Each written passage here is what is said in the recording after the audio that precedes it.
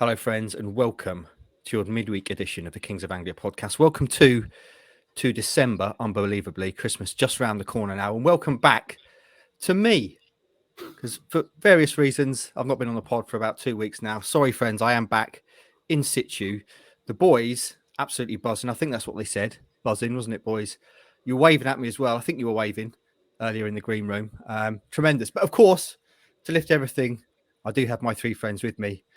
You know them as Stu, Andy and Ross. But I call them Eagle, Penguin and Giraffe after Monday's pod. And I'm going to start with the man that I'm somewhat predictably going to call Bald Eagle. Stuart Watson, how are you?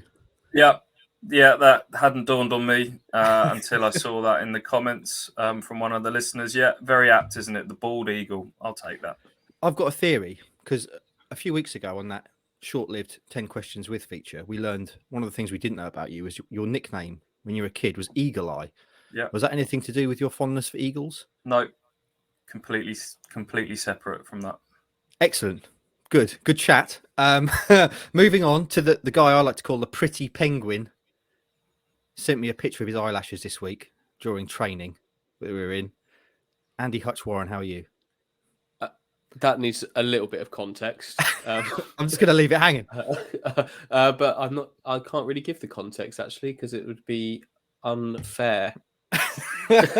Actually, thinking about what the context was, but yeah, I sent you a picture of my very pretty eyelashes, didn't I? The Pretty Penguin. Welcome back to you. I enjoyed that. Thanks. As a penguin, Hutchie, you'll probably be one of the very few enjoying the move to really cold temperatures currently. Do you think we've made that move?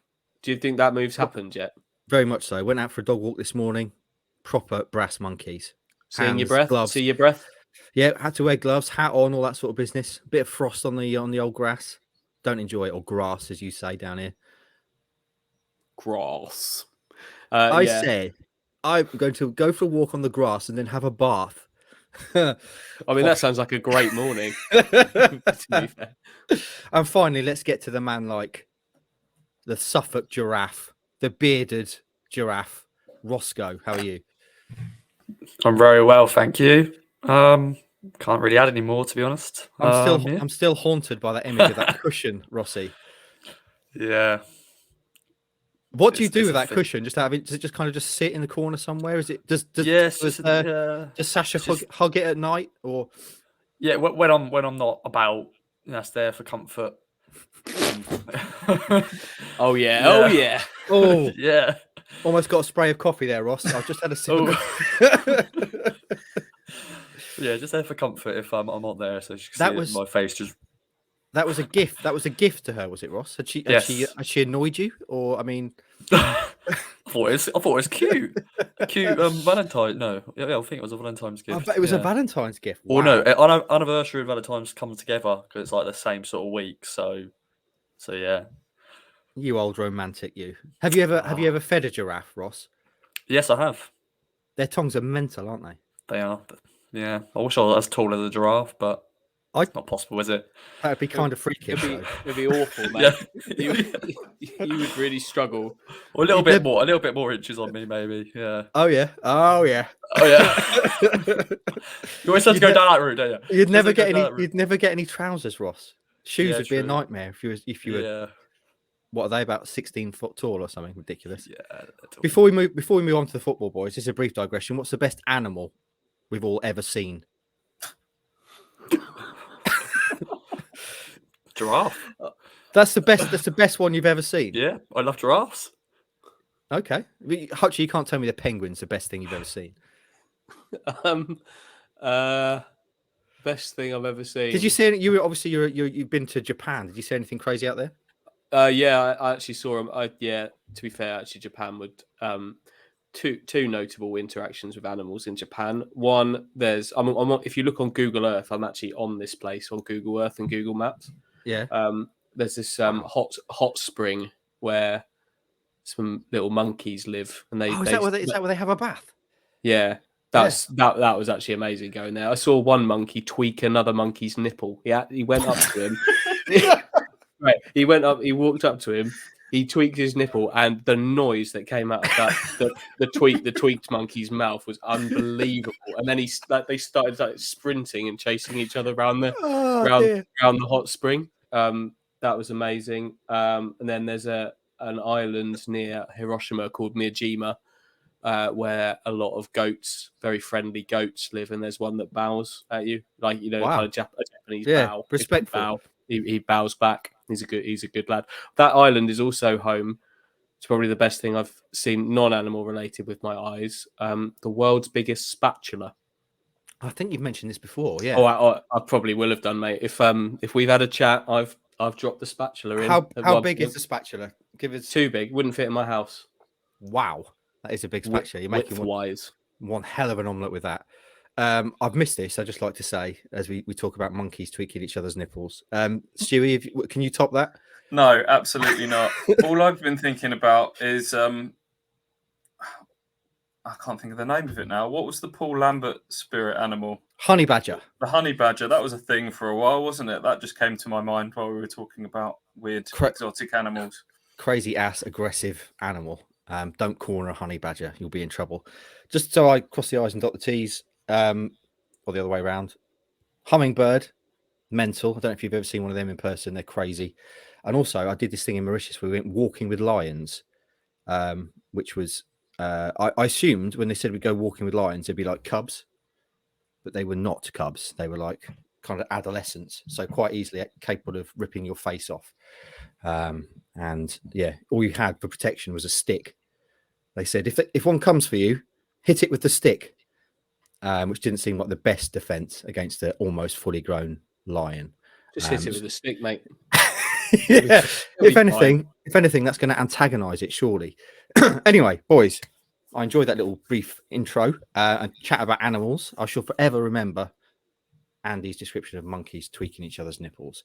From monkeys tweaking each other's nipples to the FA Cup draw. Where else can you get that link?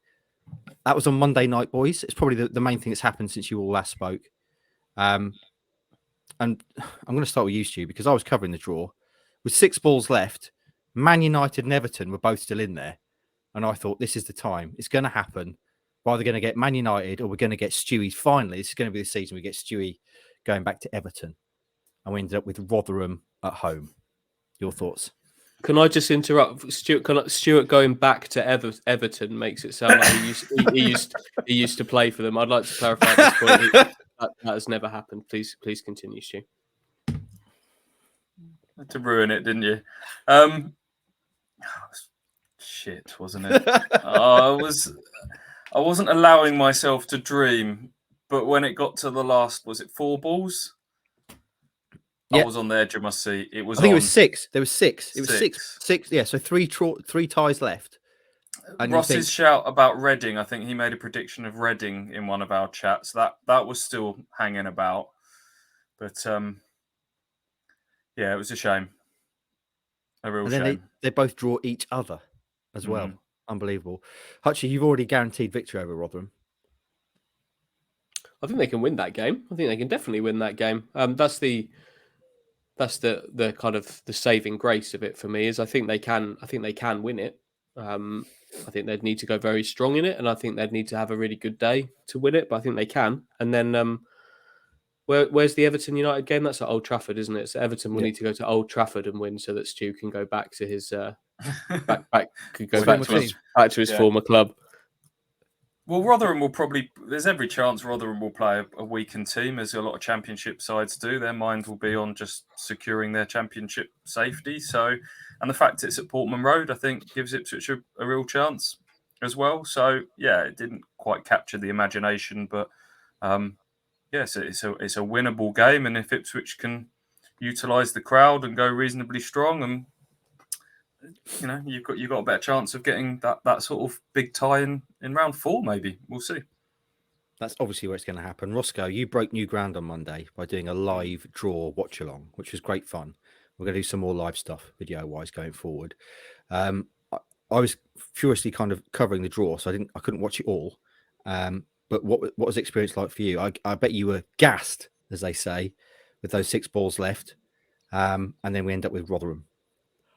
I got spoilt in the chat, because I was probably delayed because I wasn't watching like live. It was more like on BBC iPlayer, so I think it's delayed for like 30 seconds. So some people were putting home Rotherham, and I was like, why did I look at the chat? I should never look because I knew.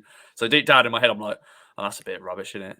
But I enjoyed it. I had to fill 10 minutes because I realised they don't actually do the draw straight away at 7. They actually do a lot of sort of build up. I thought it was bold to go live at 7. I've got to say, when I turned it Yeah. on, I thought Ross has got a lot of filling to do here, just talking to a screen. Yeah, but I think I did okay. I was good. I got the balls. Like I did 3 different categories. The key numbers, the other numbers, and then the please no numbers, which of course was Hartlepool away. And You really don't like Hartlepool, do you? What you got against Hartlepool? It's a long way away. Oh, okay, it's up there, isn't it? It's up there. So It's up there. It's up there. it's up there. And so yeah, but I haven't been to Hartlepool before, so it would tick it off. But no thanks. But yeah, it was great fun. I hope everyone enjoyed it. Had some good numbers, so it's good. But I want to make a point Stu just made about Rotherham going weak, and I'm going to give credit to good old Liam from Crew. We played 5-side last night. We were in the car talking about this. Rotherham and Championship sides, they've been at the World. They've had to stop because of the World Cup, so they're only going to be back for like a few weeks. So why would they rest players? Debate here if you want, because they haven't played for a month and a half. So when the Championship start again? Is it next weekend? December the 10th, isn't it? Yeah, it's a week after the group stage. I think they get going again. Yeah. Okay. Yeah. Okay. Did think that actually? Oh, that's just ruined that argument. It's not the same. They might treat it differently to what they normally they have done previously. Maybe. Rotherham are an interesting one, aren't they? Because where are they, like 16th in the Championship, aren't they? Something like that. And they're not. Yeah. They're not going to be challenging at the top end, and hopefully they're not going to be sort of at the bottom end. I don't know if there's a sweet spot in there where a Championship team does treat this significantly seriously. I need to tell something really weird has just appeared at my window, by the way. We're having someone coming to do our guttering today, but they weren't meant to come till 12. But this massive pole is just kind of banging on my window. This is going to be odd. Might have to close the curtain. Yeah, I'm concerned at the amount of interruptions you have at your second-story window during podcasts. The window cleaner often makes a little appearance. He's been fired, mate. He's gone. Has he? Yeah, because he refused to accept bank cards. He was cash all the time, and I just don't have cash. Very short-sighted. I'm going to close the curtain and put my light on because this could get distracting. You got a very busy window there, haven't you? Yeah, it's out the back of the house as well. So, no, I'm not. Now he's smashing the place up. Yeah, something bad's just happened. Is it a glass of water? No, it's not a glass of water. It's something. Right, spoiler alert: we're doing the Milka Cup drawing bit, and all the little bits of paper with the numbers have gone everywhere. Brilliant. Oh no, we'll leave Hotchie to get on with that. Do you want to? I'll be back in a minute. Yeah. And while we wait for that, boys, Roscoe, you just mentioned last night 5-a-side before we got rolling. Stu said, "Of course he has. Of course he has. Of course he's mentioned it. You were late as usual. No surprise there, listeners. And Stu said he's still trying to find his dignity after I mugged him off last night. What happened? Tell us about it. Well, he taught me a new one, to be fair. Him and George Lee, who was part of the game day posse, he flicked it over me. He basically did like a flick with his leg or whatever. I don't know. What would you call it still? I don't know. You said it was a back heel, didn't you, Stu? You said a little back heel. But like a high back heel. It's not like a back heel like, not meg me. It was actually like up high, sort of like foot, wasn't it? Yeah. It was decent. No, come on, stop being modest, Stu. We want details. No, that's it. He mugged me off, all right? He mugged me off. Yeah. Okay, we'll leave it at that. Stu's way too modest. If I'd done that, I'd be still talking about it now. Hutchie, how are we doing? It's okay. Everything's all right. Is everything recovered? I was genuinely worried about you there for a second. Yeah. Let's move on from the FA Cup draw, which we all agree is a bit dull, but at least it's a winnable game and we can get a big one in the next round. To some awards, Hutchie, which you yourself dished out earlier this week. end of November, start of December, as I said at the start of the show, so we can give out some November awards. Are you back in the room, Hutchie? I'm worried. Back in the room. I've just lost the representative from Belgium, but they've been You found them. They've been found. That would have been a major incident. So you've dished out some awards, Hutchie. Player of the month, goal of the month, unsung hero, biggest climber, biggest faller, villain of the month, villain, quote of the month, and best moment. Oh, and worst moment. So I suggest that we probably leave out quote of the month because that's not particularly visual. And let's do. What do you want to start with, Hutchie? Your awards. Do you want to start with the big one, player of the month? Yeah, that's the big one. The big one that they all want. That's what they all want. That is what they all want. Every month the club run a vote for supporters for this, and this month Cameron Humphreys was the winner of it. But for me, there was far and away a best player of November. What's going on? What? What the hell? What is? Oh, no. What in the world There's is fire. going on? For those of you not watching on video, there's literally just been a fire started in Stu's bedroom. It's fine. It's out. What? I think How's it's that- out. How has that happened? I've got a little Yankee candle on the go here. I'm going to put that up. Right. I think that's the most dramatic thing that's ever happened on this podcast. All I did is I flipped my little notepad back and caused a little fire. Oh my god, we've got to use that as the thumbnail, Ross, when we Yeah. put this out. Stu What a disaster holding we're fire. having. So we almost lost the Milka Cup, and Covered Stu in almost ash. burned alive Right. on KOA. I think that's wow. Wow. Can you see the smoke? Yeah. Yeah, we could. That was almost a serious incident, and I'd have had to report it to HR. All right, get that window open. Sorry. Ross, do you want to do something to yourself? Bloody hell. No, I'm fine. I think that's enough for today, I think. One of us is going to have a stroke now. My first thought there was before putting it out, make sure you can see it on camera. Exactly. Ever the Good. professional. Ever the professional. Well, it dear. seems like a bit of a come down to go back to the player of the month there, actually, but I guess that's what we got to do. Yeah, my player of the month was Sam Morsey, who I thought was incredibly good during November. Would you say he was on fire? He was flames. He was blowing ash away. Oh, Amazing. this is amazing. Yeah. He was on fire. I thought in a kind of an understated fire way. Yeah. As understated as fire can be. Yeah. Ross is actually in tears. If you're not watching this on video, Ross is dear crying. Speaking of on fire, Watto, would you agree with Morsey? Yes, I Good. would agree with Morsey. Yeah, he's just been. I think Andy's used the word immaculate quite a few times. Just not giving the ball away, setting the standards, driving people on. He's played in the cup games as well. Did he start both of the cup games in the end? All three cup games, including and Bracknell. Yeah, and has really tried to sort of. I think has probably helped the others that have been around him. So yeah, I'd go with Morsey as well. Roscoe, myself and you should be quite nervous at this point because things always happen in threes. We're the only two who have yet to have anything happen to us on this podcast. So one of us may be dead by the end of this show. Ooh. That's not good viewing, is it? I don't think people want us to see us die. I tell you what, get some hits, boy. I guarantee it. Mark, you've already mentioned our training sessions that we've been doing this week, and one of those was about the videos that don't come around very often. Yeah. When they do, capitalize. So if there is a death, yeah, then we just make the most of that. If it's me, it's how I'd want to be remembered. I've got to be honest. Getting a few thousand views on YouTube, dying live on Kings of Anglia. In a Ginger Pickle hoodie. You want a million? Not happened. At least $1 million, yeah. Rossi, Sam Morsey, player of the month, yes or no? Good shout. Good player. Yeah. Good month. Mhm. But to be different, I want to go with good old Cameron Humphreys had a great October. Of course, scored his first goal for the club against Port Vale.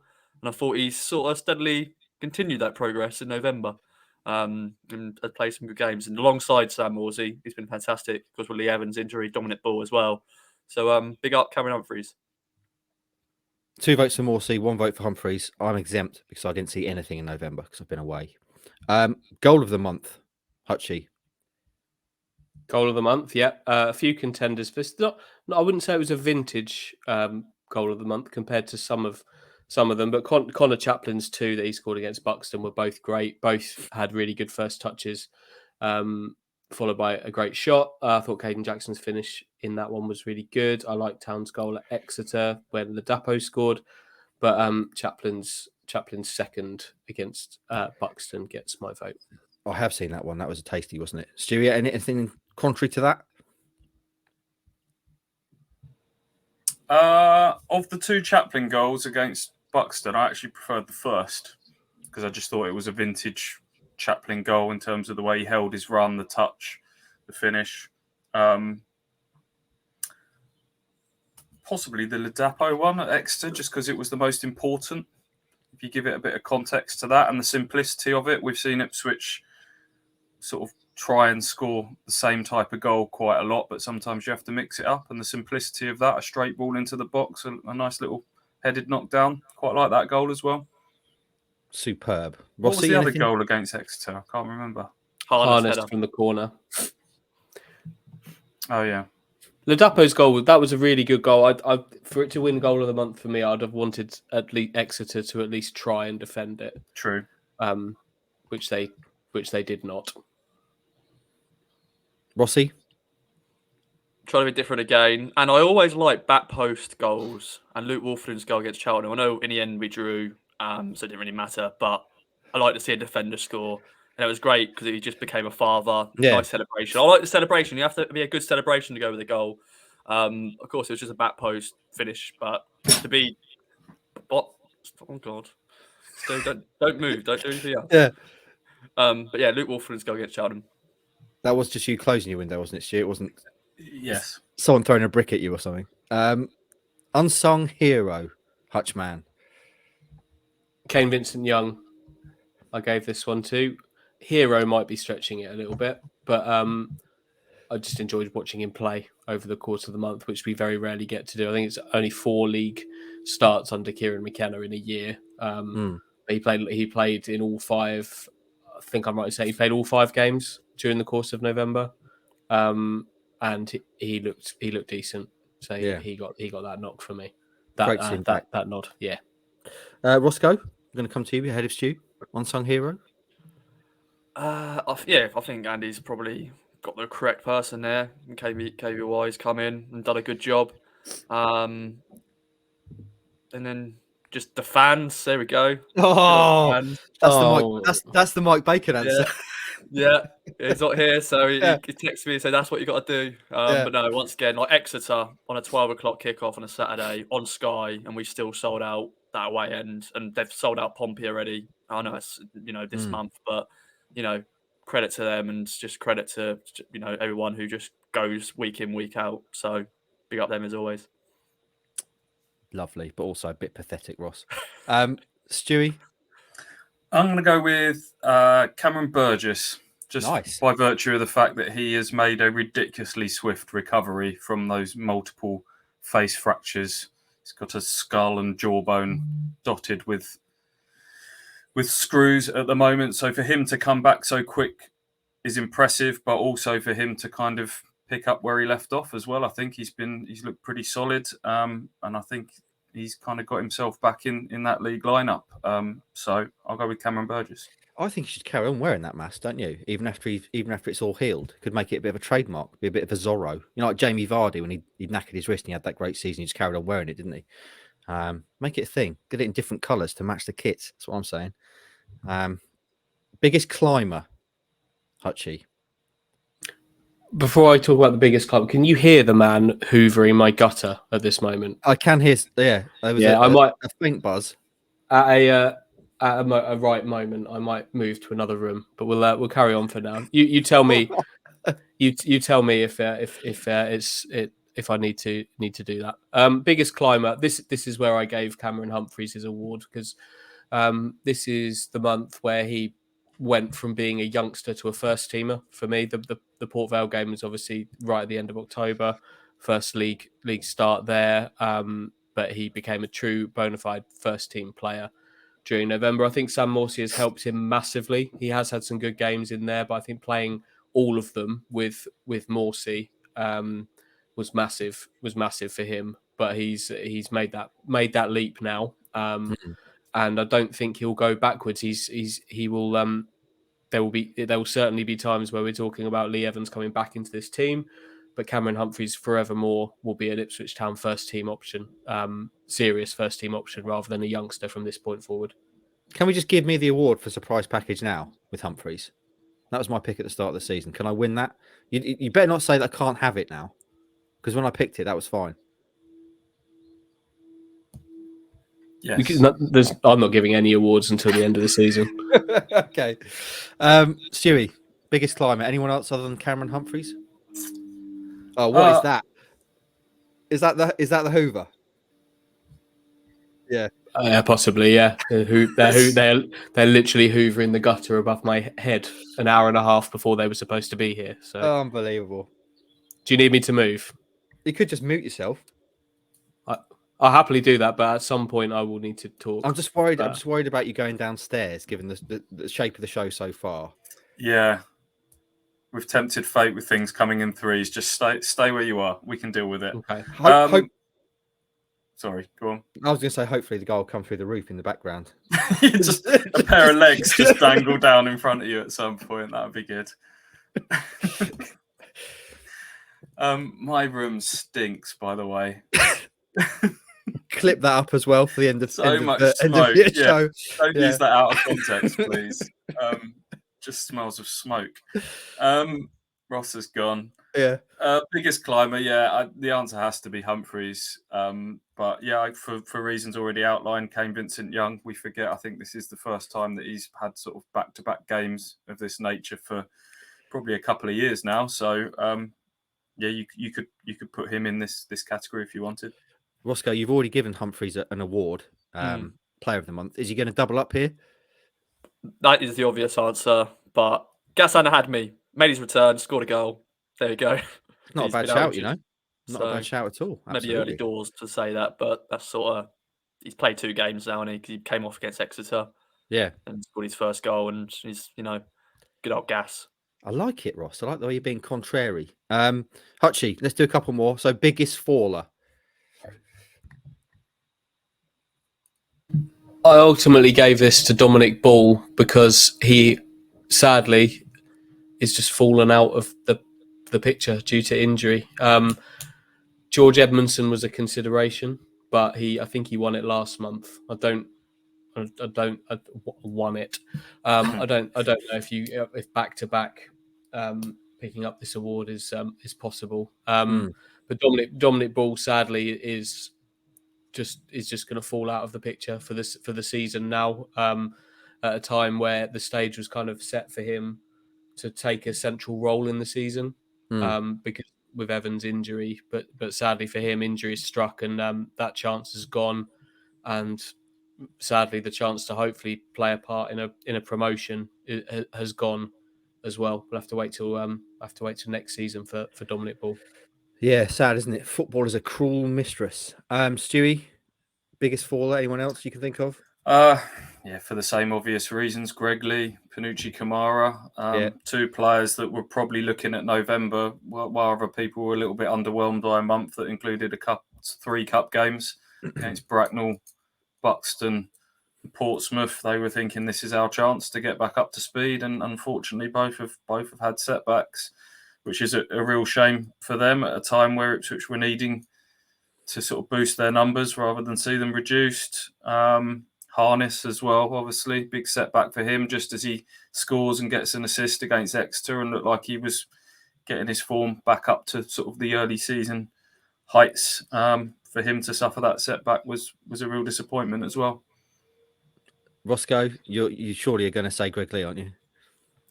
Yeah, Greg Lee. Yeah, but then also this is not actually a player. It's actually 3 p.m. kickoff on a Saturday. We had one in November. Nice. And of course was the Cheltenham game, but the rest were Sundays, Fridays, Mondays. in the evening. So yeah, but yeah, Greg Lee, it's just so sad.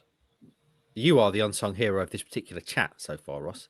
And just finally, actually, let's do best and worst moments together. Best and worst moments together. Yeah, best moment.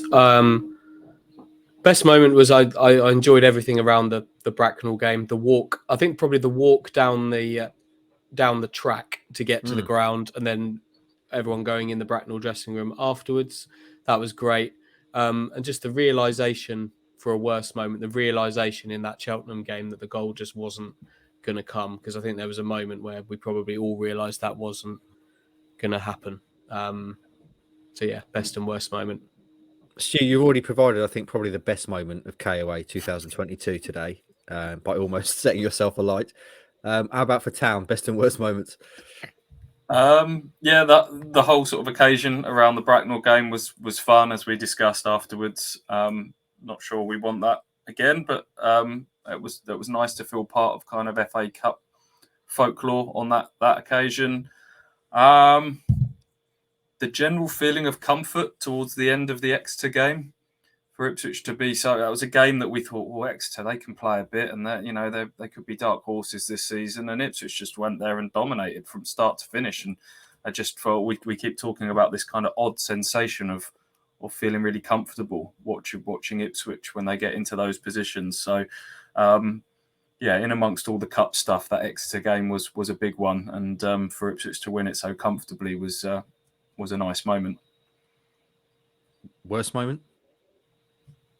Yeah, I think Andy's probably mentioned it. Really, the sort of frustrations, the building frustrations throughout that Cheltenham game. I'd put the Papa John's defeat to Portsmouth in there as well. Having started that game so well, that second half was really flat, and that was probably. I talked before about what's been Ipswich's worst performance of the season. I'd probably put that in there. That wasn't great, and for reasons. There is mitigating circumstances with some of the injuries and whatnot, but I think that became pretty clear in that second half that they didn't want to go through. So that was a bit of a disappointment. Roscoe, finish this award-winning section up for yourself. What have you got? Best and worst moments? Best moment was actually my weekend in Devon, covering Exeter on the Saturday. Good win on Sky, some good goals. Stayed dry, and then went to Plymouth for the women's game on the Saturday. Then Sunday they won 5-0 at home park, which was very nice. So that's best moment as a whole. And then worst moment, Stu's already mentioned it. Pizza Trophy. Getting knocked out again. Portsmouth as well. But also, boys, also the worst moment. It was a great evening in Manchester, but we also lost an award once again. We were robbed. So that's got to be in there as well. Have you talked about this yet on the pod that night in Manchester? Very, very briefly. We thought we'd wait for you. Yeah, let's do it at the end, shall we? Because we've got to get through some other stuff first. Mailbag time, Hutchie. I knew breaking new ground again in mailbag, but to do that, first of all, of course, we need your golden vocal cords supported in the background by a Hoover. I mean, he's literally just stopped at the right moment, so I can do it for you if you want. Mailbag. It's time for Mark, Andy, Stu, and Ross to dip into the mailbag.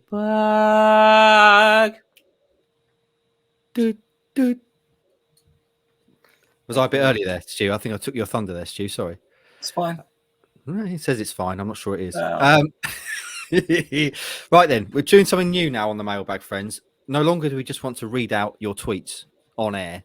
We want to hear you, and in this video form, we want to see you. So we put out a tweet earlier this week asking for people just to send in video questions for mailbag. All you got to do, record yourself landscape on your phone, and then email it to me, mark.heath@archant. I think that's going to change on Monday. It's going to be mark.heath@newsquest.co.uk, but we'll make sure we do it ahead of the next mailbag. You probably have to WeTransfer it, but that's dead simple. And it just means you can appear on the show, which is what we want. We'll see as many of you as possible. And pray silence, please, now then, friends, for the very first video question in KOA mailbag history from Tony in County Mayo, formerly of Suffolk, he's keen to stress. Hi, Kings. Given Greg Lee's setback, should Matt Penny be considered as cover for Leif Davis in January? Or do we risk another situation similar to Simpson, where the player's form or attitude suffers from lack of game time, and then the relationship with the loan club gets soured in terms of any permanent move? Thanks for that, Tony. Superb. You'll go down in KOA history as the first video mailbag question. So Matt Penny then. The debate around Matt Penny. He's currently having a bloody good time up in Motherwell, winning all sorts of awards. Town have injury issues at left back though, and as it stands, he's coming back anyway in January, isn't he? It wouldn't be a recall. That's just when it ends. I'm sure he would be keen though to extend that. So Hutchie, what do you think about the Matt Penny question? Well, I think the first thing is that the hope's got to be that Greg Lee's setback isn't too bad. We don't know the extent of that at the moment. It doesn't sound great. A knee problem in the same kind of area as the leg fracture that kept him out for a couple of months. So hopefully by January this isn't an issue. But if Greg Lee is a serious kind of long-term injury, I think you have to consider bringing him back. But what I would say though, he's very different to Greg Lee, isn't he? He's more of a Leif Davis kind of style of player than a Greg Lee, more of a wing back than a left back, I would say. Penny. So by having him, you're not going to get the same service as you get from Greg Lee. So it would be kind of a body there, but they need to be sensible because they've got space in their kind of EFL squad to sign new players and bring others in. But if one of them is Matt Penny, that limits what you can do. Somebody else will have to be left out. So I'm sure there are other ways of covering at left back that you could look at first potentially. What do you reckon, Stu? Because as I said there, it's slightly different from the Simpson situation. Simpson was a full season loan and he was called back out of the blue and acrimoniously. Penny is going to come back anyway as it stands, although he is having a brilliant season. I'm sure he's probably keen to stay up there. What do you make of the whole chat around that?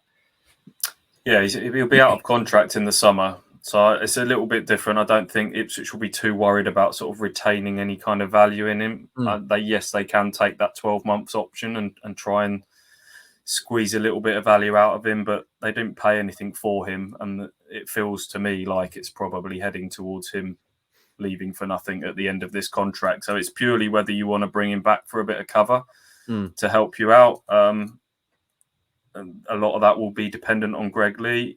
If Greg Lee's got any chance of coming back before the end of the season, as Andy says, you don't want to take him out. You don't want to deregister him from your squad for the second half of the season. So that's probably the biggest prime concern. Is it 22 senior outfield players, and Ipswich were right up to the limit of that? I think they're on 20. So okay. I think they have got an amount of wriggle room. Obviously, Dominic Ball will come out of that. Yeah, you would imagine, but they want to sign players too. So, if there's the wriggle room, if we're in a scenario, if Ipswich have got two slots to play with, take Don Ball out of that.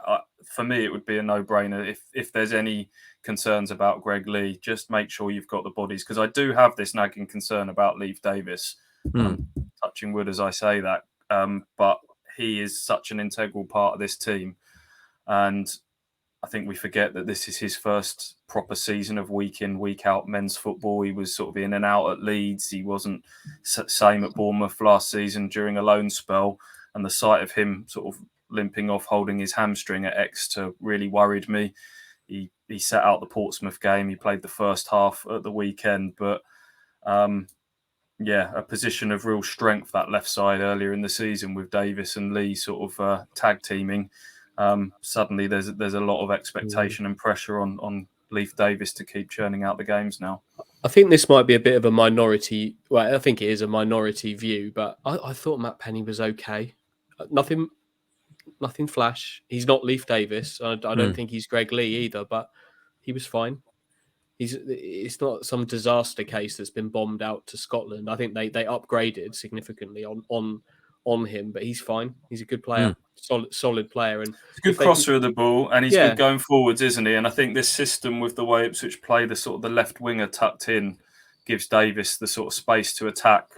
could be suited to him. And he'd be coming back a player in form, wouldn't he, from Motherwell, from what we hear. And if you can get 5 months out of, I imagine he will move on in the summer. You get 5 months out of him at a time of need, possibly, but hopefully it's not needed, because the hope's got to be that Greg Lee's going to be okay.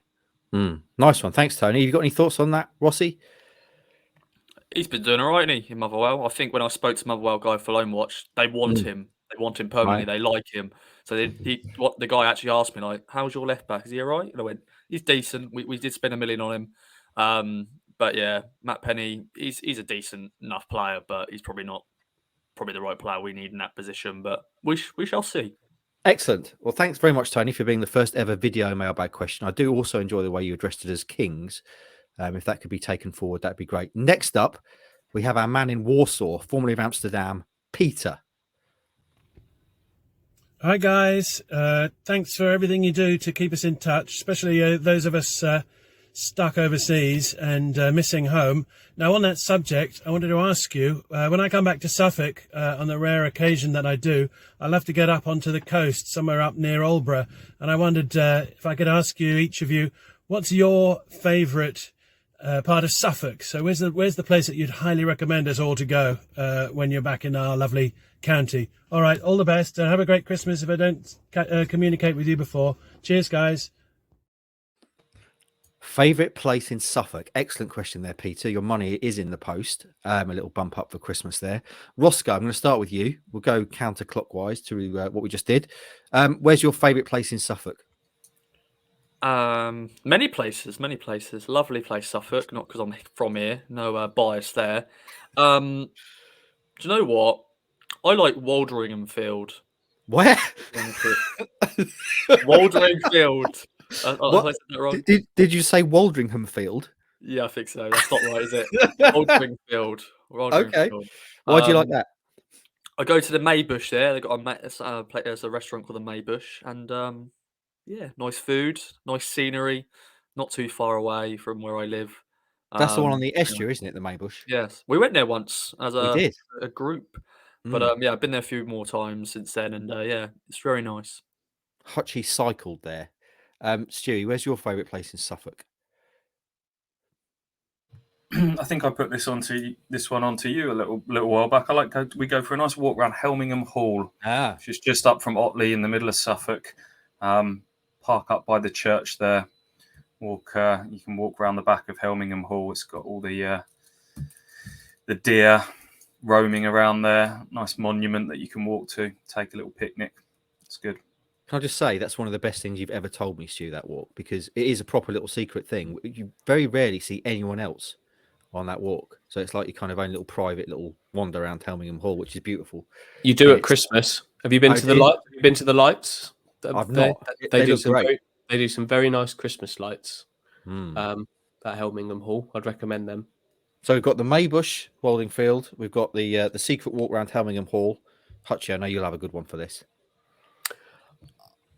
Other than my spare room here in Suffolk, where I spend a lot of time, I like going to down by the River Orwell at Orwell Country Park. Walk in the woods, some nice trees to clamber across. Me and my daughter have made a den in there, in a secret place that I don't know if anybody else knows that it's there. So I'm not going to tell you whereabouts that is, but that's where I like to go. Great shout. Superb. My favourite place probably in Suffolk is Walberswick, which is just across the estuary there from Southwold. Southwold's obviously also lovely, but generally very busy. Walberswick tends to be a lot quieter, and the beach is lovely. It's got a great pub there, the Anchor in Walberswick, best fish and chips in Suffolk for my money. And another place I really enjoy is Felixstowe Ferry, Old Felixstowe. Not too fussed about the main part of Felixstowe. I like to get way down the other end. You can walk down that little promenade next to the golf course, which, by the way, that golf course looks amazing. I don't know if any of you ever played it, but what a golf course that is. Felixstowe Ferry, a little pint at the ferry boat in there. Fantastic. So there we go. Hopefully that's informed you all. Ross, I'm sure people would have been shocked to hear that you are from Suffolk, given your accent is so generic. Yeah. Yeah. Right then.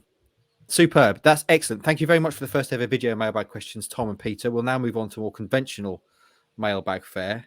As I say, please do get involved in video ones because they're going to be the way going forward.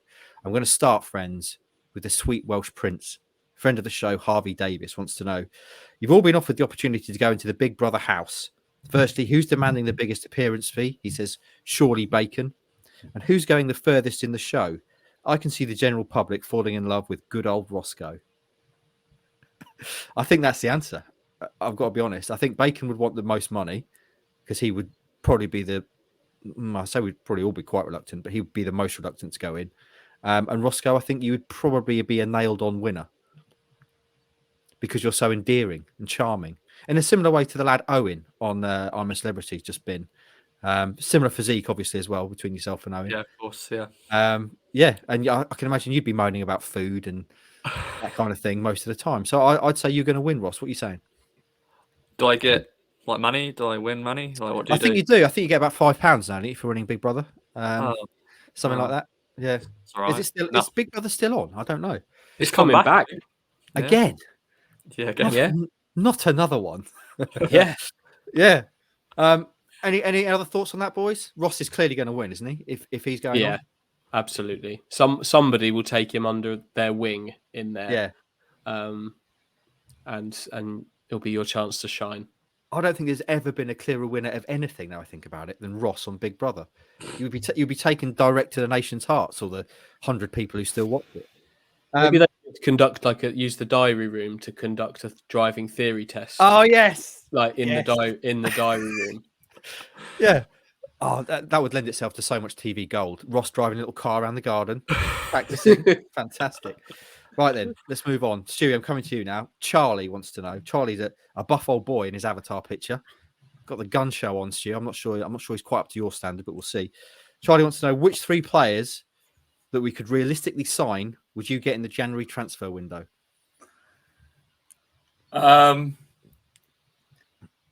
Sorry, I'm still just trying to compute you talking about me being buff, which couldn't be further from the truth. 3 players in the transfer window. Well, I've seen there's suddenly an increasing bit of talk about Johnson Clark-Harris. Yeah. He's one that we keep coming back to. Talk about Ipswich maybe being able to not only strengthen their squad, but weaken a rival. He looks like someone that might fall in the sweet spot potentially. Whether he's the type that McKenna is after, I don't know. Who else have we mentioned on here before? Hutchie, you can get involved. Roscoe, doesn't have to be just 3 each.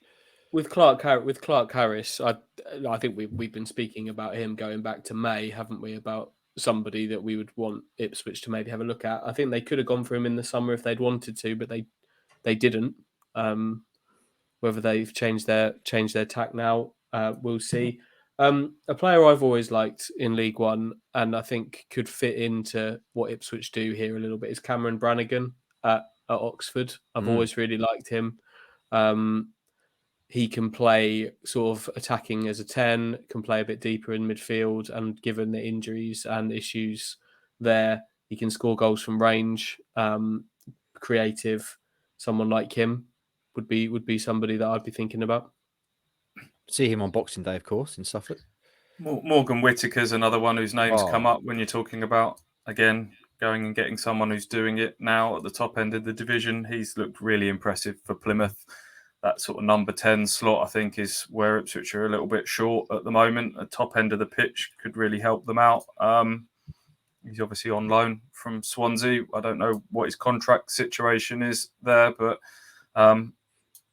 if Swansea have got any, it might be that if money talks there and Ipswich could get something like that done. You never know. Imagine Town going out and getting all 3 of them. What a statement that would be. Clark, Harris, Brannigan, and Whittaker. Fantastic. Rossi, next question's for you. From your friend and mine, Mike Turbot, the Turbo Sailor, wants to know what happens first. Me getting a head shave because Town have won promotion. That's still happening, Mike. Pleased to see you're still pushing it. Or Roscoe passing his driving test. Maybe he should join me in a head shave, he says, if he's failed to pass his test before I have to shave my head. I do hope I've passed it by then. But if I haven't, which will be a disgrace, I will. No, do I? What is the late? Because you still haven't passed your theory test, Ross. So then you No. have to pass your actual test after that. Yeah, that could take a few months. Actually, Yeah. mate, it actually could be on. Actually, Mike, it could actually be on. Bugger. Good thing is, like, it'll be May, so it'll start to be hot again. So I don't mind. I'd rather see the beard come off No, than the head shave from Ross. no I think Ross chance. would be less likely to do that and shave his head. Yeah, I'd rather shave my head, to be honest. Yeah. We can talk. We can discuss. This is TBD, but we'll definitely do something around this. Tom Monk Hutchie wants to know what podcasts you all listen to. I've got 2 or 3 that I follow. Have you got any or others you can recommend? And also, if you had to do another podcast, what would it be about? Obviously, Hutchie would be a podcast about shirts.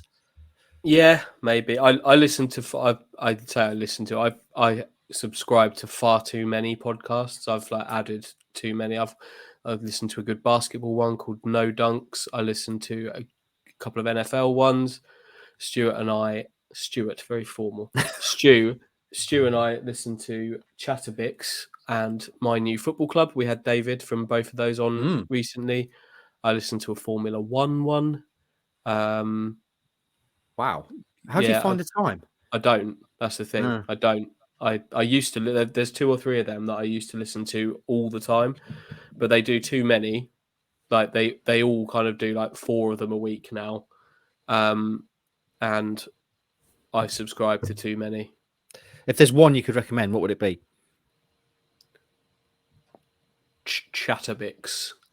Chatterbix. But you have, yeah. Well, yeah. You have to be a certain kind of person, I would say, to enjoy that. What does that mean? Okay, Chatterbix. Find out if you're that certain type of person. Find out for yourselves. Stewie, what are you saying? Give us a recommendation. It's another one from the David Earl and Joe Wilkinson stable. It's called Gossip Mongers. They've stopped doing it now, but you can still find them. As Andy says, again, you'll either be into this or you won't. It's where people send in bits of gossip and rumours that they've heard. Friends of a friend's, I've heard that this happened. They're usually pretty degenerate. You can tell where they go, but it makes me laugh. Rossi, you're too busy listening to Rihanna, aren't you, to listen to any other podcasts? Do you listen to anything else? My girl. I wasn't surprised that was part of my Wrapped. Boom.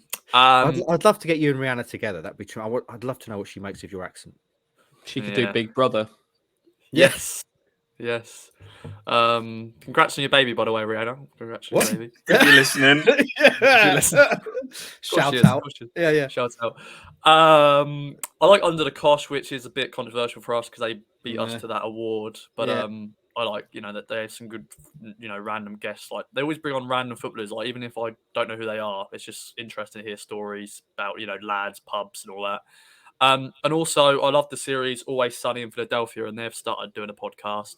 Of course, one of the guys is actually part of the Wrexham ownership. But good series and good podcast just to listen to. But I'm more of a music man. Podcasts, but I'm very much Rihanna. Can we do sometimes on Big Brother, didn't they once do a celebrity one, but then when they put in like a general member of the public and pretended that they were a celeb? Yeah. Can we have that? So it's celebrities, Rihanna obviously being one, but we slip Ross in. What would we say Ross is though? Music producer. Her cover story was that she was in a girl band, wasn't it, or something? And then they did a thing where she had to sing, and it was obvious that she wasn't in a girl band, but she still won the show. Ross, what do you fancy going in as? Undercover? Actor? Chef. A chef? Okay. Celebrity chef. Let's just hope they don't make you cook. Well, I think they might. There's a chance that they might ask you to cook dinner. Crap. Didn't think of that, actually. Yeah. My recommendation would be the excellent Fight Disciples podcast. If you're into boxing or MMA, 2 northern lads, Adam Catterall, Nick Pete. Tremendous show, multi-award winning, and one of my finest things that I listen to. There's also a good one about First World War called The Old Front Line, where they walk the battlefields of various things, which I find interesting as well and quite soothing to listen to. Right then, we're running out of time, so I'm going to do a couple more questions, both themed around boxing because I'm predictable. Ian Wallbank, who won the tickets to go to Fleetwood tomorrow night, hope you enjoy it, Ian, wants to know, first of all, what's Andy Warren's favourite kit of the World Cup so far? That's not boxing. I know, the second part's boxing, don't you worry. It's not actually been worn yet, but Japan's away shirt. Oh, you talked about this on Monday, It's didn't you? amazing. Yeah, The love cherry Japan's away. blossoms. Yeah, really enjoyed Argentina's purple away shirt last night, which I hadn't seen before. That was lovely. And Cameroon's home shirt, from which you'll know from watching the watch along that we did on Monday. I love the meandering end to Monday's show, by the way, where you just kind of went silent and hoped there was a goal. Dead air is bad air. Right then, Ian also wants to know, who does Fabio Wardley fight next? There's another question from Dylan, says, how far do you think Wardley can go, and which town players do you think would be the best boxers? Friends, I was disappointed when I listened to Monday's show. You wanged on for half an hour about Town beating some bin men from Buxton. You didn't talk about the biggest sports story of the weekend, which was obviously Fabio Wardley winning the British heavyweight title, the first ever heavyweight champion we've had from Suffolk. Massive thing. Only the second person ever to win a British title from Suffolk. And he did it in spectacular, unbelievable style. He was in trouble. His nose was gone. And then he just went to war and bombed out Nathan Gorman in 3 rounds. It's fantastic. So how far can he go? I think to be fair to Fabio, he's still very raw. I think he's still got some flaws he needs to work on. It's going to be interesting how they match him now. Now he's got this British title, because there's going to be some big challenges coming up. Fraser Clark is probably the one they're going to try and push him towards the Olympian. That'd be a big fight if he wants to do that. And how far can he go? It depends. He's still quite young. It depends how quickly they move him. I think he could get to fringe world level. He's certainly got freakish power. So if he can tidy up his other flaws, he leaves his chin in the air quite a lot. Then I think he could certainly go further than he's got so far. In terms of best town players as boxers, we saw, did you see the clip of George Edmondson on the pads with Arnold Allen? Yes.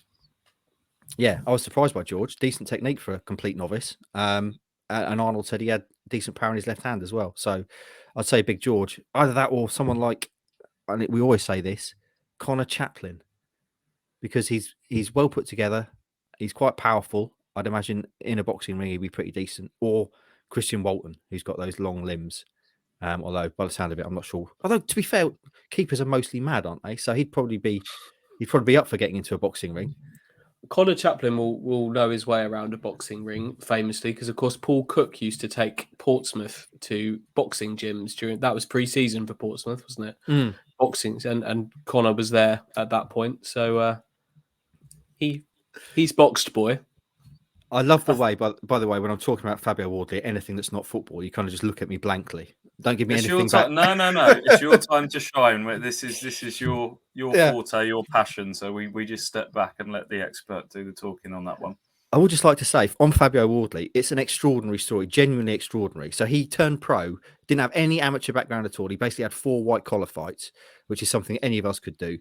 And then turned professional, and within 15 fights, he's won the British title. It's basically the same as someone having a few kickabouts in the SIL and then going, I'll go and play in the Premier League now.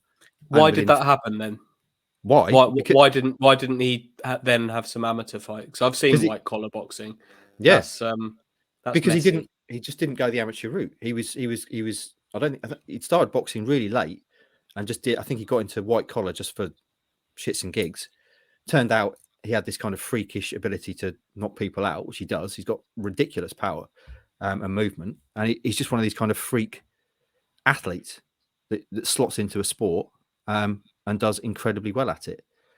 It is generally an unbelievable story. Did someone pick him up then from like white, or did he just suddenly decide one day that actually I'm going pro at boxing? I imagine someone saw him and sort of took him under. I think the guy he started with, Rob Hodgins, who was his coach through the white collar thing, because they do these kind of white collar fights in Ipswich quite regularly through the Suffolk Punch Gym. Matt Brennan and Rob Hodgins took him under the wing. I remember them saying they didn't care who they put him in with in those white collar fights because it didn't matter. As soon as he hit them, they'd be out of there. And then he turned pro because he clearly had talent. But to be still so fresh, so novice-y, and to be British, he's already won the English title, and he beat a Commonwealth Games champion to win that. He's already knocked out a former 2-time world title challenger, and now he's just beaten Nathan Gorman, who was a very, very skilled amateur, huge pedigree, and he's won the British title. Honestly, I can't really overstate how much of incredible story that is.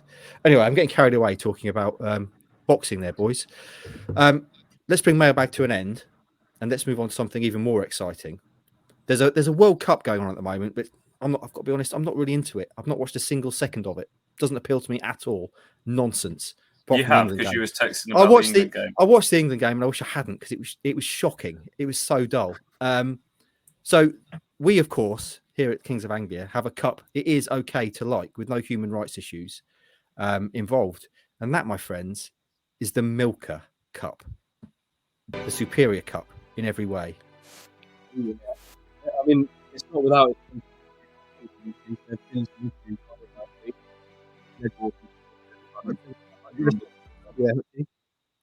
That noise. the music. No, it was making your voice go funny. Oh, that's sad. Yeah, it's not. I won't play it today then. It's not been without its controversy though. It's been a tough week in the world of the Milka Cup. It almost fell in on itself and died due to some legislative stuff, sponsorship issues. Milka hadn't put the money up, all sorts. But it lives. It lives. And FIFA don't want it, do they? They don't want a competitor to what's going on out there in Qatar at the moment. That complete disgrace and nonsense that's going on in Qatar. They don't want a cup that people can get behind. Well, they're getting it. So it's the group stage draw, which I think is the moment everybody has been waiting for, and I'm ready to do now that I've picked. Now before we proceed, have you definitely got all of the teams back in the bowl? Yeah, they're all back in. One went behind the radiator. The issue was the Belgian one went behind the radiator.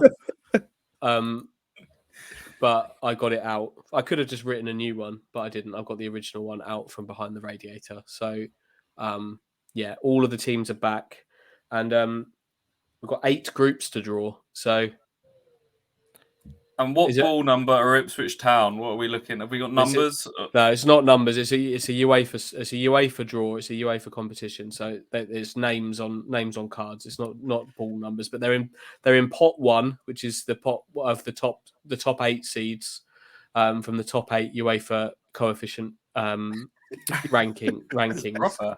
Yeah, but this whole thing has been done based on UEFA coefficients and stuff like that. It's all properly weighted.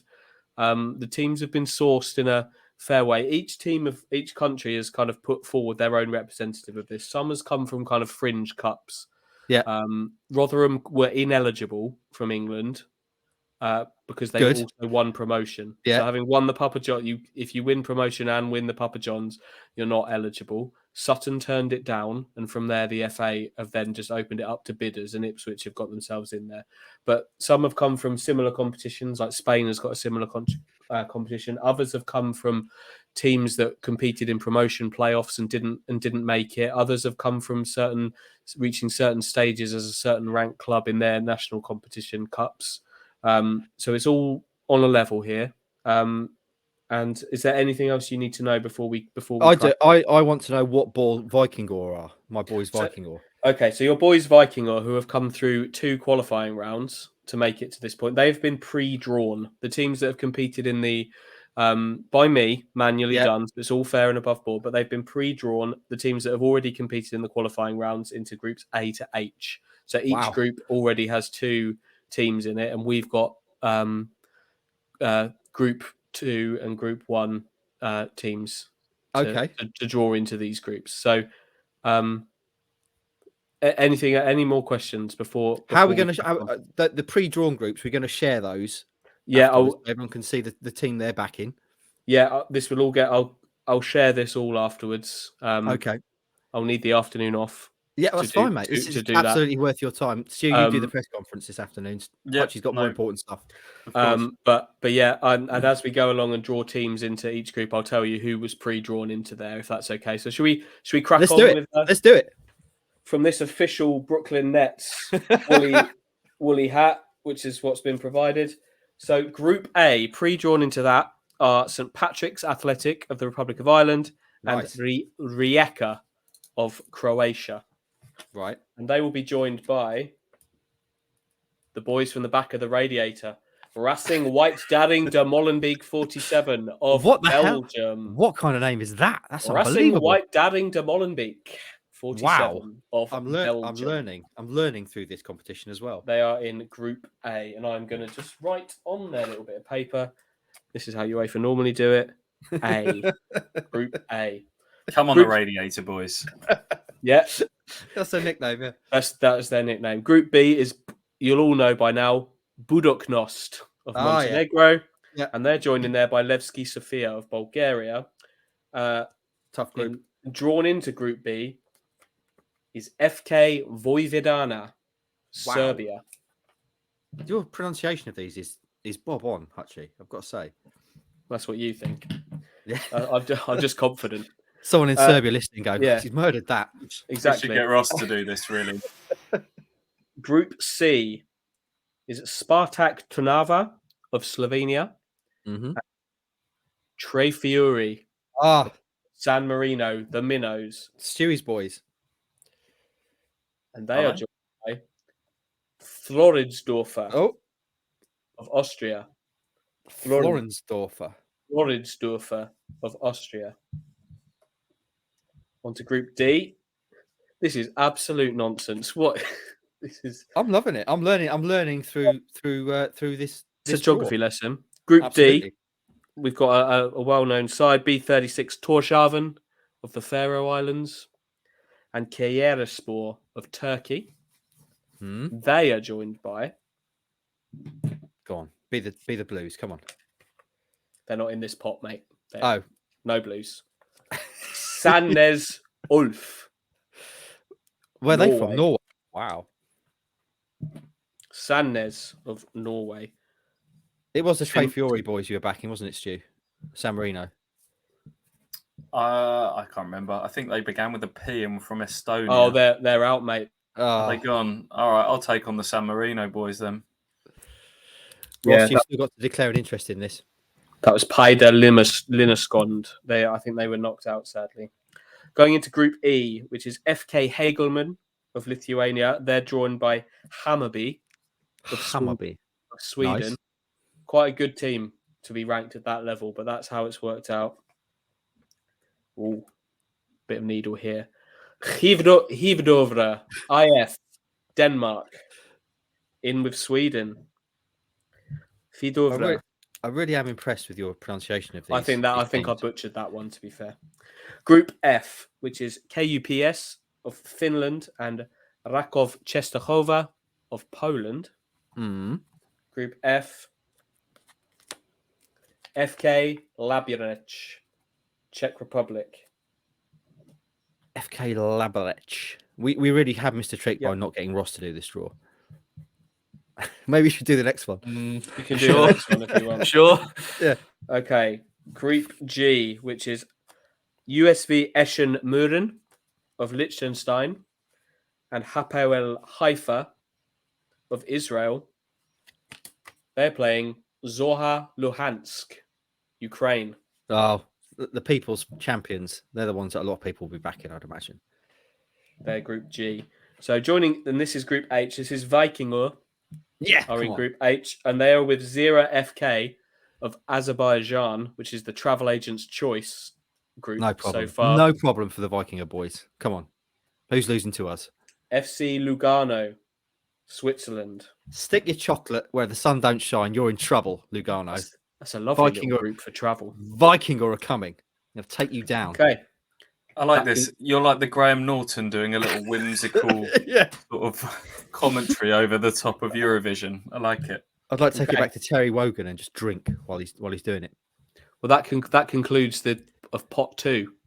Come So on. now it's the big boys. Yeah, I'll run you through who's in pot 1 and who's to come out. So we've got Ipswich Town from England. Yeah. Who obviously are the representatives of the Papa John's Trophy, despite not winning it. We've got Spain, that is Cordoba, who won the Copa Federación de España. 1860 Munich have been nominated from Germany as the higher of that. They lost a promotion playoff to the second division, and that's who Germany have nominated. Padova from Italy, who won the Serie C Cup. Villefranche from France, who were the Championnat National representative in the end of season playoffs. And we've got just to finish it off, we've got Heracles from the Netherlands, Santa Clara from Portugal, and Wraith Rovers, the winners of the Scottish Challenge Cup, which is for teams below the Premiership. Ross, are you gonna be back in Wraith? I know you've got a little affection for Scottish teams, haven't you? Ross County. No, I'm going for St Patrick's. Okay. St Pat's. Right. Okay, Irish. And I can say it as well. Well, St Patrick's fans, you're about to find out because they are Group A. So joining St Patrick's Athletic, Lieja, and Racing White de Molenbeek 47, the Radiator Boys. Heracles. Hey, Netherlands. Heracles. That's winnable, I'd say, Ross, for St. Pat's. Yeah. Group B is Vojvodina, Budoknost, Levski Sofia. Joined by Wraith Rovers. Oh, okay. Wraith Viking Rovers. Town and Viking are still on, isn't it? Floridsdorfer, Tre Fiori, and Spartak Tivana. Group C.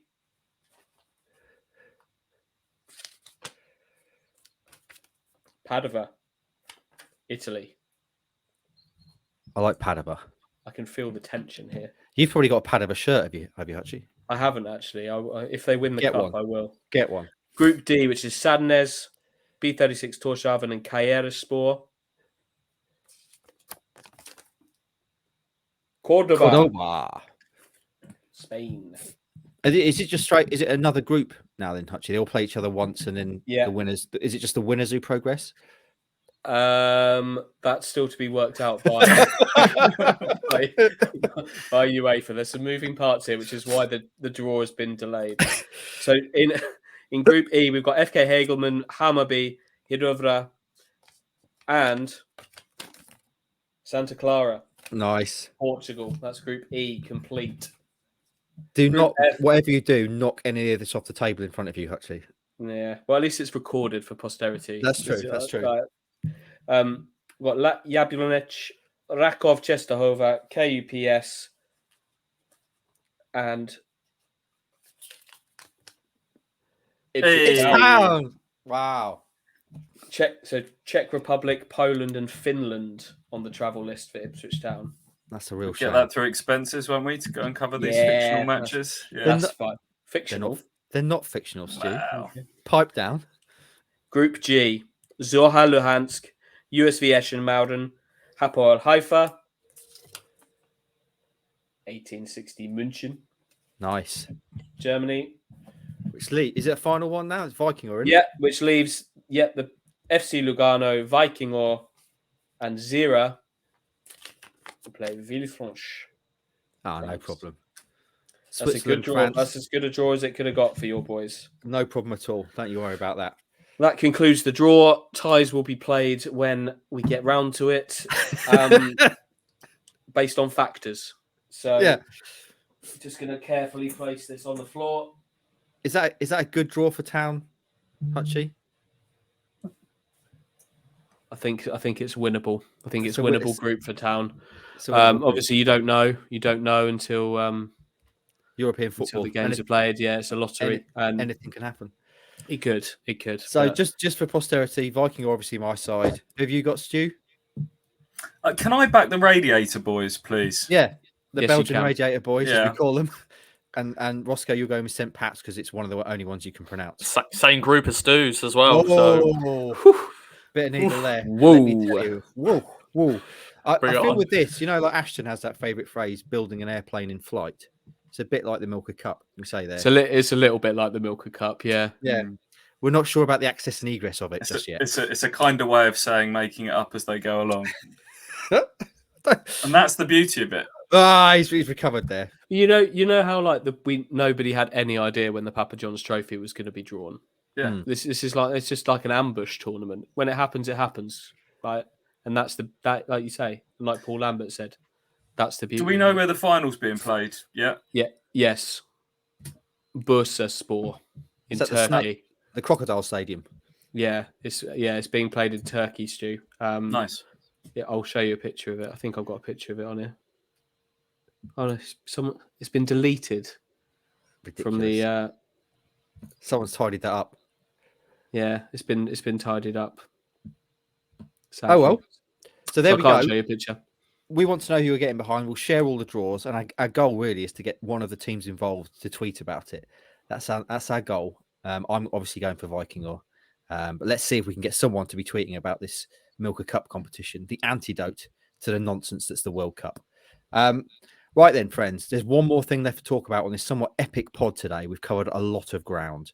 There is one more thing, of course, we have to talk about, which is Fleetwood Town at home tomorrow night. Back into league action. Roscoe, I'm going to start with you because we had a chat about this yesterday and because you were quite quiet during that Milka Cup draw. I think you were slightly in awe of what was going on. How are you feeling about Fleetwood? For some reason, games against Fleetwood, as I said to you in the preview video we did, always worry me a bit. Yeah. They're that sort of League One team, aren't they? They're like the Cheltenhams of the world and stuff like that. Of course, big O Totes are going to be coming back. Big O Totes Encialo, Joe Garner, Josh Earl. Of course, got Scott Brown in charge. But as I said in the prediction video, I think we're going to get the job done. Just professional performance. So yeah, hopefully that is the case. I think we both said the same, didn't we? We'll do predictions in a minute. Stewie, Fleetwood, Encialo. Oh, sorry, Okay, I couldn't know that side. Yeah, it's going to be the same sort of Lincoln Cheltenham challenge for Ipswich. Looking at Fleetwood, Scott Brown as their manager. I think they're up there in terms of tackles and fouls per game. He talks a lot about shape and structure, being good on the counter attack. So I think we know what sort of match we're in store for here. Hopefully the Friday night atmosphere of the crowd kind of gives a little bit extra to Ipswich. It was electric for the Derby County game on Friday night recently, so hopefully that will help, and the crowd are kind of on board with the fact that it might a bit of patience might be required in this match. But I look back to that Cheltenham game, and I think Ipswich created more than enough good chances to win that match. So I'm not too worried off the basis of that match, and hopefully this time it's a similar performance, just with a bit more of a finishing touch and a little bit of luck along the way. Hutchie, Fleetwood, Scott Brown, aggressive, combative sort of player. I'd imagine he's shaped the team in his image. They're the draw specialists, Fleetwood, as well. They don't score a lot. They don't concede a lot. I think it's going to be one of those games where Town have really got to work hard to break them down. Yep. And they're fully aware that plenty of more of those are gonna happen. We've talked about these kind of games a few times already this season. This will be another one. Thing with the last one is that they did score an early goal. That's what they need to do again. They need to come out quickly, get off to a good start, and try and take the game away from Fleetwood and make it an Ipswich game, rather than allowing Fleetwood to do what they need to do. I think every home game Ipswich have this season is one they're going to have to. They think they should be winning, but they have to go out there and do it. And given all the injuries, is it going to be a fairly straightforward team selection? Is it going to be Morsey and Humphreys in midfield? Would you imagine? I think so. Yeah. Unless he's decided to go with Wolfie from the start in that position, I don't think there's many other options, to be quite honest. I mean, this is probably the first time in a long time that the team virtually picks itself.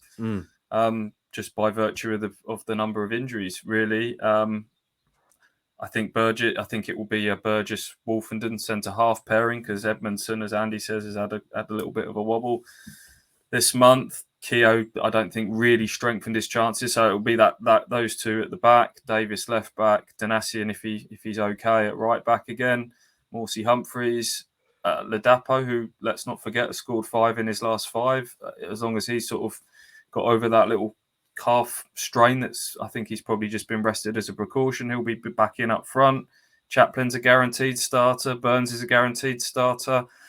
It's just a case of who replaces Harness out on that left side. Probably a choice between Edwards and Jackson, and I would say Edwards' kind of trickery and dribbling against a sort of a deep lying defence is probably more suited than Caden Jackson's kind of pace and requirement to have a bit of space in behind. So there's not too many decisions for McKenna to make for once.